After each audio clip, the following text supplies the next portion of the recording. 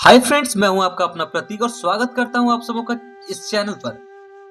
आज हम लोग देखने वाले हैं बंधन और मोक्ष का विवेचन।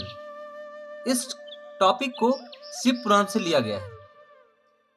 तो ऋषि बोले, सर्वज्ञों में श्रेष्ठ सूत जी, बंधन और मोक्ष का स्वरूप क्या है, यह हमें बताइए। इस पर सूत जी ने कहा, महर्षियों, मैं बंधन और मोक्ष का स्वरूप तथा मोक्ष के उपाय का वर्णन करूंगा। तुम लोग आदर पूर्वक सुनो। जो प्रकृति आदि 8 बंधनों से बंधा हुआ है वह जीव बद्ध कहलाता है, और जो उन 8 बंधनों से छूटा हुआ है उसे मुक्त कहते हैं। प्रकृति आदि को वश में कर लेना मोक्ष कहलाता है। बंधन आगंतुक है और मोक्ष स्वतः सिद्ध। बद्ध जीव जब बंधन से मुक्त हो जाता है तब उसे मुक्त जीव कहते हैं। प्रकृति, बुद्धि अर्थात महतत्व, त्रिगुणात्मक अहंकार और 5 तन्मात्राएं, इन्हें ज्ञानी पुरुष प्रकृत्याद्य अष्टक मानते हैं। प्रकृति आदि 8 तत्वों के समूह से देह की उत्पत्ति हुई है। देह से कर्म उत्पन्न हुआ है और फिर कर्म से नूतन देह की उत्पत्ति हुई। इस प्रकार बारंबार जन्म और कर्म होते ही रहते हैं।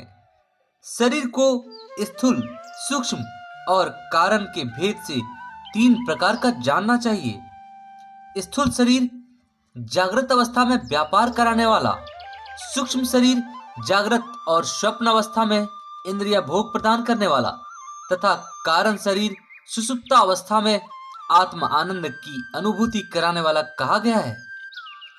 जीव को उसके प्रारब्ध कर्म के अनुसार सुख दुख प्राप्त होते ही रहते हैं। वह अपने पुण्य कर्मों के फल स्वरूप सुख और पाप कर्मों के फल स्वरूप दुख का उपभोग करता है। अतः कर्म पाश से बंधा हुआ जीव अपने त्रिविध शरीर से होने वाले शुभ अशुभ कर्मों द्वारा सदा चक्र की भांति बारंबार घुमाया जाता है। इस चक्रवत भ्रमण की निवृत्ति के लिए चक्रकर्ता का स्तवन एवं आराधन करना चाहिए। प्रकृति आदि जो 8 पाश बताए गए हैं उनका समुदाय ही महाचक्र है, और जो प्रकृति से परे हैं वे परमात्मा शिव हैं। भगवान महेश्वर ही प्रकृति आदि महाचक्र के कर्ता है, क्योंकि वे प्रकृति से परे हैं।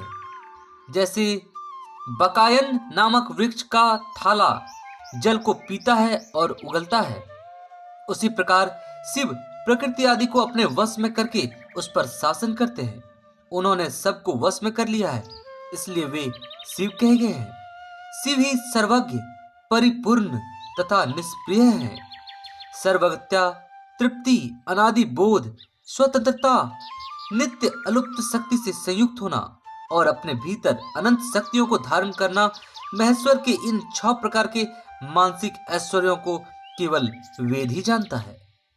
अतः भगवान शिव के अनुग्रह से ही प्रकृति आदि 8 तत्व वश में होते हैं। भगवान शिव का कृपा प्रसाद प्राप्त करने के लिए उन्हीं का पूजन करना चाहिए।